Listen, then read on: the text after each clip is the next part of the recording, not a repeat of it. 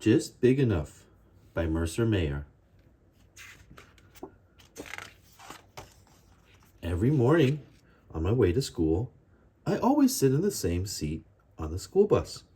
But this morning, a big kid took my seat. "Excuse me," I said, "you're sitting in my seat." The big kid didn't move. I guess he didn't hear me. At recess, I wanted to play football with the big kids, but they said I couldn't play because I was too small. And at lunch, the big kids took all the cupcakes. They laughed when I said they had to share. They told me the cupcakes were just for them. "I wish I were bigger," I said to my friends. They nodded. That night, I couldn't sleep, so I read a comic book, and that's when I got a great idea. The next morning, I asked Dad for some wood and some glue. Mom gave me tin foil, and little sister let me have a jar of her glitter. "What are you making?" asked little sister. "A growing machine," I said. I worked on the growing machine all morning. When it was finished, I sprinkled glitter on it so it sparkled like the one in the comic book I had read. I made a helmet out of tin foil. Then I put on my helmet and climbed into the growing machine.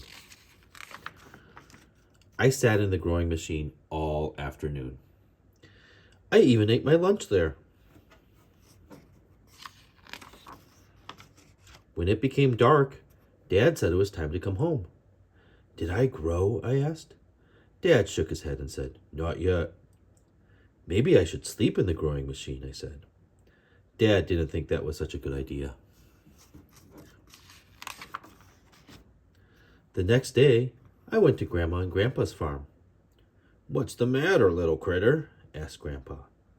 I told Grandpa about the big kids and how I was trying to get big too, so that I could do all the things the big kids did. Grandpa took me out to the meadow. "Look at those two horses," he said. "Which one do you think is the fastest?" "The big one," I said. Grandpa let the big horse and the little horse loose. They started to run across the field. And do you know which one was the fastest? The little one. The next day at school, the big kid said again that I couldn't play football because I was too small. I started to get mad. "I challenge you to a relay race," I said. "The big kids against the little kids." The big kids laughed, but they said okay. The whole school came to watch the race. And you know what? The little kids won.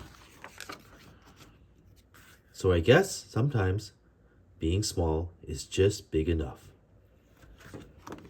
The end.